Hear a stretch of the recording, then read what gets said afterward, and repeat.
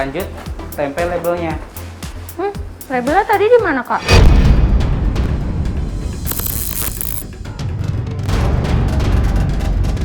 Walaupun hujan gini, harus kita anterin ke tempat tujuannya karena takutnya nggak ketemu.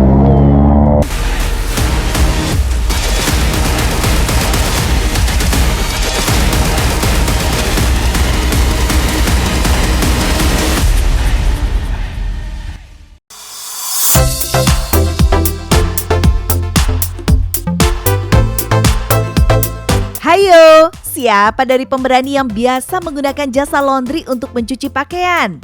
Ya, kesibukan membuat kita kadang tidak sempat untuk mencuci. Tidak hanya pakaian, perabot rumah tangga seperti spring bed, karpet, bahkan stroller atau kereta bayi perlu dibersihkan agar hilang kumannya. Dalam waktu singkat, kita bisa menerima pakaian kita dalam kondisi rapi dan bersih. Usaha laundry memang menjamur di kota Jakarta, terlebih di musim hujan seperti ini. Jasa laundry memang sangat praktis dan membantu kita dalam beraktivitas. Tapi bagaimana ya proses bekerja para pekerja laundry ini? Wah, saya jadi tertantang untuk mencobanya pemberani. Pagi hari sebelum toko buka, para pekerja harus berkoordinasi untuk memantau pekerjaan mana yang harus diselesaikan. Jasa laundry ini sudah menggunakan aplikasi untuk memantau semua pekerjaan yang ada ya. Nah, pemberani, kali ini ada yang tahu nggak nih aku lagi di mana? Sekarang aku lagi ada di tempat laundry yang terkenal di daerah Ciputat. Nah, Mas, abis ini aku ngapain lagi ya? Kita awal-awal kita akan sortir dulu pakaian yang dari itu pakaiannya kita ambil semalam dari hotel. Yuk Mas, langsung aja. Langsung aja. Pelanggan menjadi prioritas utama dalam usaha laundry nih. So, kita harus ramah ya kepada setiap pelanggan yang datang. Ya, selamat pagi. Ini laundryannya ya, Bu? Iya. Atas nama siapa, Bu? Oh ya, Ibu Fitri. Oke. Ya, terima kasih. Makasih, Bu. Setiap pakaian yang diterima harus langsung ditimbang dan dihitung jumlahnya dalam satu keranjang agar tidak tertukar. Pemberani, meski terlihat mudah, menghitung jumlah pakaian adalah hal penting. Apalagi kalau kondisi pakaiannya bau dan basah. Terus habis itu gimana nih, Kak? Cek dulu, ini ada 3 kilo. Ya, lanjut ke penghitungan per piece. Terus aku harus pilih-pilih. Semuanya. Iya, per lembar. Jangan sampai ada yang ketinggalan. Aduh pemberani, karena saya nggak konsentrasi jadi lupa nih berapa ya jumlahnya. Wah, jadi harus hitung ulang deh. Totalnya ada berapa tadi ya? Ayo, Oh, harus hitung lagi dong. hitung ulang. 11, 12, 13 Kak sama CD-nya. Jasa laundry di sini menggunakan aplikasi untuk berkomunikasi dengan pelanggan. Jadi semua pakaian yang sudah ditimbang dan dihitung, datanya langsung diinput dan notanya akan dikirim melalui aplikasi. Agar tidak tertukar, nota juga di-print out untuk pelabelan pada pakaian pelanggan. Nah, pemberani, ini dia nih struknya. Nah, struk ini juga diterima oleh customer, agar customer juga tahu kapan selesai laundryannya. Yuk Mas.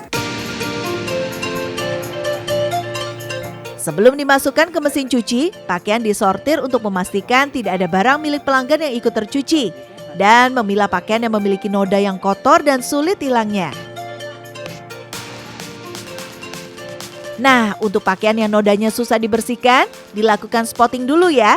Tujuannya agar pakaian mudah pas dicuci dan gak luntur. Proses spotting dilakukan secara manual. Caranya dibersihkan dengan sikat dan cairan khusus untuk menghilangkan noda yang membandel. Biasanya proses spotting dilakukan 2 hingga 3 kali penyikatan agar noda benar-benar hilang. Dan setelah selesai, tempat spotting harus dibersihkan kembali agar cairan kimia tidak tertinggal dan merusak pakaian lain. Setelah di-spotting, pakaian yang kotor dimasukkan ke mesin cuci. Jangan lupa untuk menempelkan labelnya agar cucian tidak tertukar dan mesinnya bisa dinyalakan. Lanjut, tempel labelnya. Labelnya tadi di mana, Kak?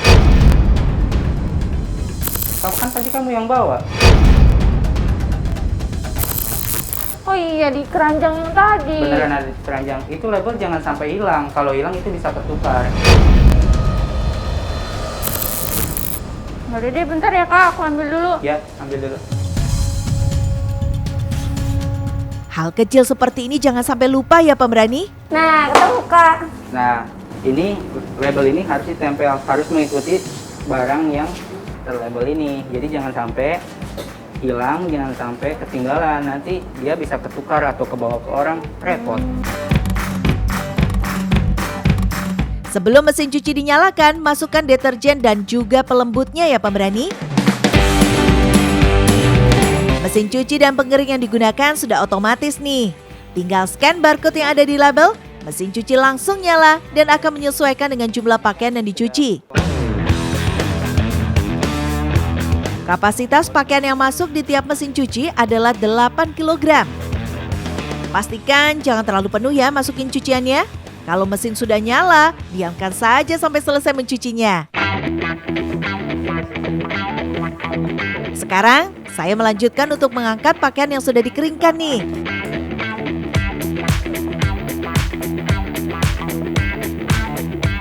Nah, pemberani.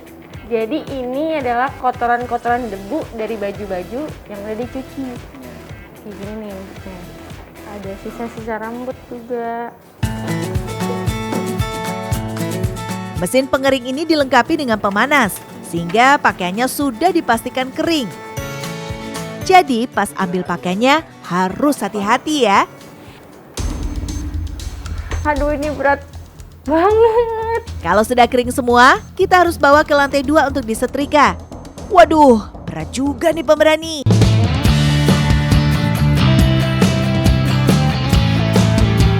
Area ini adalah yang paling panas karena menggunakan setrika uap. Dan harus hati-hati ya, jangan sampai terkena tangan. Karena saya kidal, saya harus menyesuaikan dengan kondisi setrika ya pemberani. Berat setrikaannya sampai 2 kilo loh. Belum lagi panasnya udara di ruangan ini. Pemberani, jadi setrikaan yang dipakai juga bukan setrikaan sembarangan yang biasa pada umumnya. Jadi setrikaannya itu ada, tuh, lihat. Ada uapnya juga. Katanya biar cepet licin dan biar cepet selesai juga deh. Setiap pegawai di bagian setrika wajib menyelesaikan 5 kg baju dalam waktu 1 jam. Biasanya satu hari mereka bisa menyelesaikan sekitar 60 kg baju. Ya ampun, kuat sekali ya mereka. Duh, saya kuat nggak ya? Kita nggak boleh asal setrika ya pemberani, karena harus diperhatikan juga jenis baju dan panasnya setrika. Jangan sampai saat disetrika pakaiannya jadi rusak. Terkadang juga ada pakaian yang sudah robek dari pelanggan. Nah, kalau seperti ini harus hati-hati dan nanti dikonfirmasi kepada pelanggan. Lihat deh, ini bukan aku yang sobekin, tapi emang udah robek beneran. Kak, kalau kayak gini gimana nih? Nanti aku yang disalahin lagi. Pemberani, baru aja aku nyobain setrika. Duh, udah nggak kuat deh rasanya. Panasnya setrika bikin aku keringetan meski udah ada kipas angin nih. Aduh, gerah banget Kak. Udah gerah, ruangannya sempit kayak gini, panas. Setrikaannya juga, ini setrikaannya berat banget loh. Ini 2 kilo mah ada ya Kak? Apalagi sehari harus ngabisin 6 kilo ya? 60 kilo sehari. Pemberani, meski sudah berusaha, saya hanya mampu menyetrika 12 pakaian nih. Wah, luar biasa deh kakak-kakak pegawai ini. Gimana? Udah selesai? Nih Kak, baru dapet segini. Capek nggak? Capek Capek banget. Iya, emang begitu. Kalau di setrikaan itu suasananya emang seperti ini, panas. Kadang ada orang bilang kayak sauna. Pengerjaan lebih cepat daripada setrikaan listrik, tapi resikonya itu lebih panas. Terus resiko kena panasnya juga, dari panasnya uap itu juga berbahaya juga. Kalau kena kulit itu bisa melepuh. Pemberani, Sekarang aku punya tugas untuk mencuci stroller bayi nih, alias kereta bayi. Bagian tersulit adalah mencopot dan merakitnya kembali setelah dicuci. Terkadang kita harus melihat dari internet dulu bagaimana cara melepas kereta bayi yang benar agar tidak merusaknya. Ini ribet banget sih Kak, harus dibuka satu-satu gini. Iya, memang harus satu-satu. Jadi kalau misalnya dia bisa aja dicuci tanpa dibuka, cuman untuk hasilnya pasti lebih bersih yang dibuka. Soalnya kita spotnya satu-satu. Untuk mencuci kereta bayi diperlukan ketelitian dan kehati-hatian karena semuanya dilakukan dengan tangan. Waktu pengerjaan bisa makan waktu hingga 5 hari loh. Bagian tersulit dalam mencuci kereta bayi adalah saat memasang kembali komponennya. Nah, udah semua nih. Sekarang bagian kaki dari kereta bayi ini kita bawa ke tempat spotting untuk dicuci. Untuk mencuci kereta bayi berbeda dengan spotting noda pada pakaian. Bahan untuk mencucinya tidak boleh bahan yang keras supaya tidak merusak kain dan aman buat bayi. Pemberani, setelah dicuci, kain-kain kereta bayi juga harus dibilas dengan pelembut. Tentu tujuannya agar hasil kainnya tak hanya bersih, tapi lembut juga. Kita kasih softener secukupnya. Fungsinya softener ini dia untuk pelembut dan penetralisir dari sisa-sisa chemical yang kita pakai tadi. Jadi nggak bakal nyebabin gatal. Terus teksturnya juga nanti kainnya akan lebih lembut.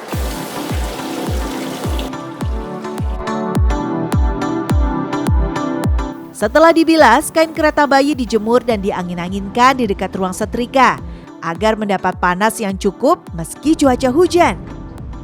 Kain kereta bayi sengaja tidak dijemur di bawah sinar matahari langsung untuk menghindari memudarnya warna pada kain. Untuk penjemuran, biasanya memakan waktu hingga 2 hari. Setelah kainnya bersih semua, rakit kembali sampai rapi ya.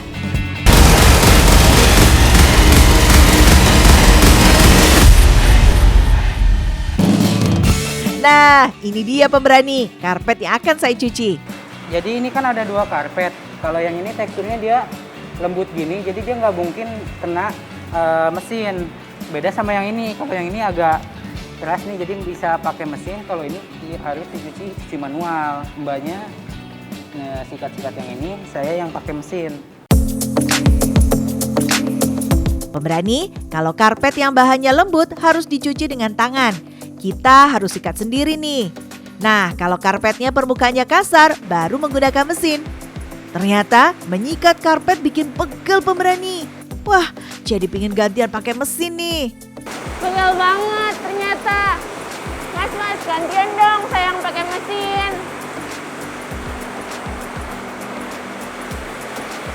Oke. Aduh, baru aja diajarin, kok mesinnya tidak mau jalan sih?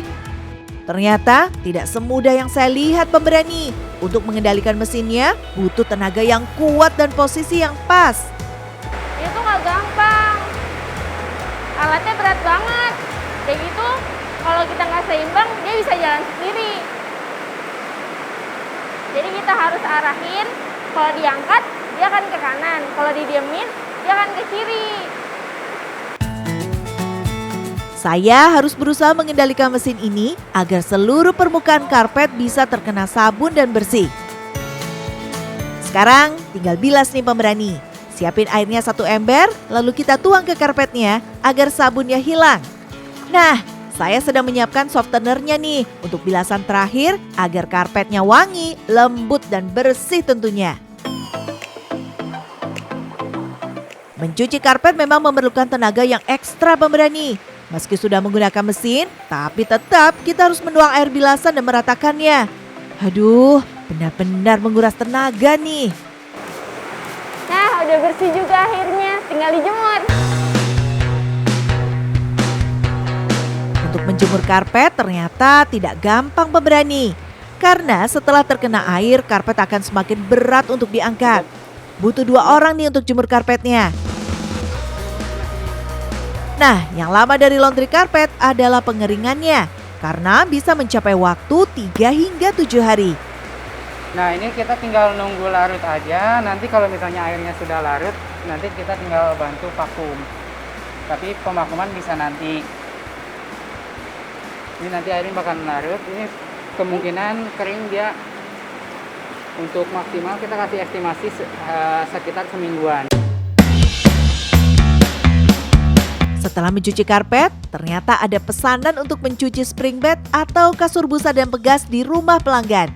Untuk mencuci sofa dan spring bed dikenakan biaya mulai dari 400.000 belum termasuk transport.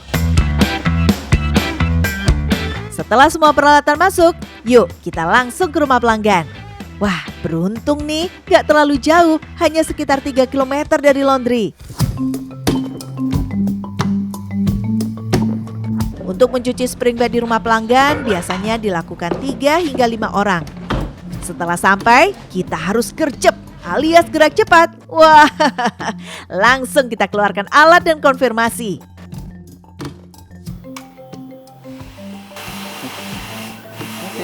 Ini sih Pak, selamat siang.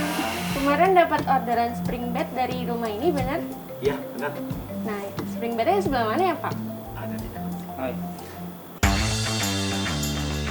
Pemberani, tidak semua laundry loh bisa mencuci spring bed atau kasur busa dan pegas. Karena memerlukan keahlian khusus dan peralatannya tidak sembarangan. Pertama, saya dan tim membawa spring bed keluar agar mudah dicuci. Letakkan di atas kursi-kursi agar tidak kotor. Langkah awal divakum kering dulu ya. Fungsinya untuk mengangkat debu-debu keringnya. Vakumnya harus perlahan dan ditekan agar debunya dapat terangkat semua. Untuk laundry spring bed sebenarnya fokusnya hanya mencuci agar terlihat lebih bersih. Namun, jika ada noda akan coba dibersihkan dengan cairan khusus atas persetujuan dari pelanggan.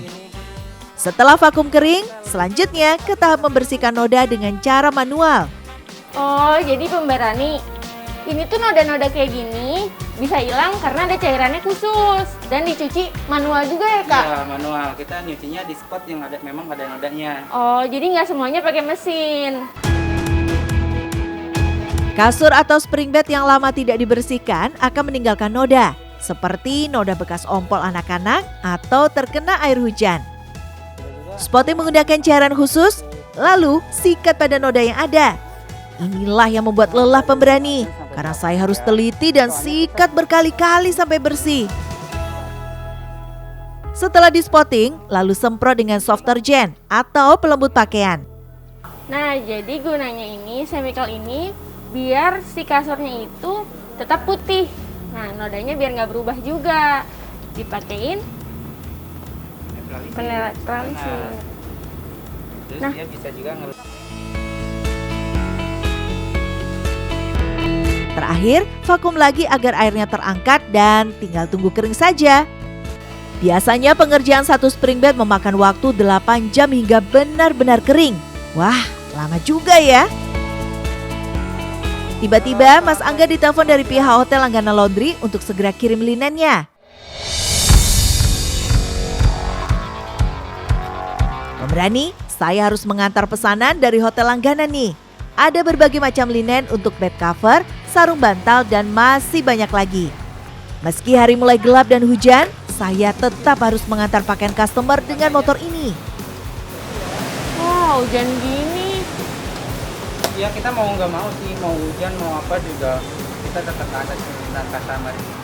Ya udah Kak, aku antar dulu ya. Ayo.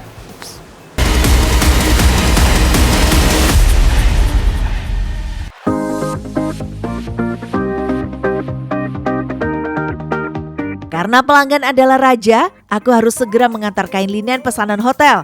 Soalnya kain linen ini akan segera dipakai. Nah, pemberani.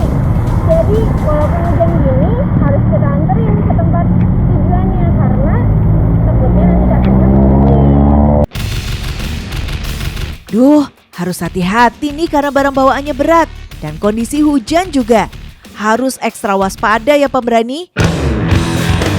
Setelah menempuh 15 menit, perjalanan akhirnya sampai juga di tempat pelanggan. Wah, syukurlah. Sampai juga akhirnya. Walaupun hujan-hujanan, Aku rela hujan-hujanan biar customer nggak nunggu lama.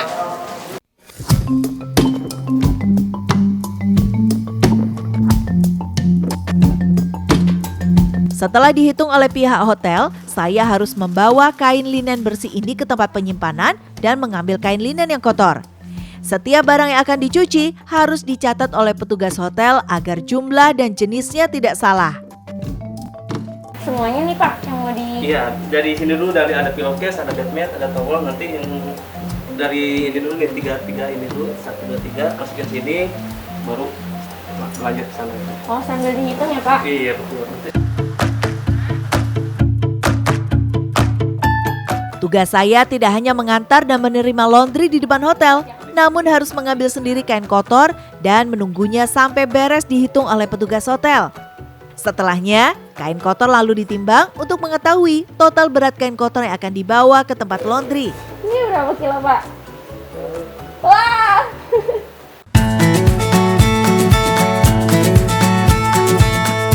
Nah, kalau sudah selesai ditimbang, tinggal masukkan bagasi motor dan bawa kembali ke laundry untuk segera dicuci.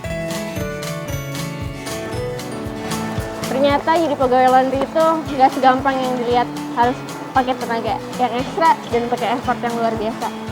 Nggak cuma di tempat laundry aja yang kita kerjain, kita juga harus ke tempat customer. Seperti kayak gini, pick up barang.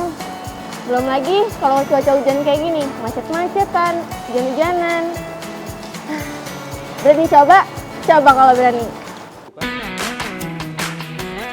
Pengalaman sehari saya menjadi pekerja laundry memang luar biasa pemberani. Saya jadi lebih menghargai pekerjaan mereka. Bekerja dengan ikhlas, melakukan pekerjaan sedetail-detailnya demi memberikan kepuasan kepada pelanggan. Berani coba? Coba kalau berani.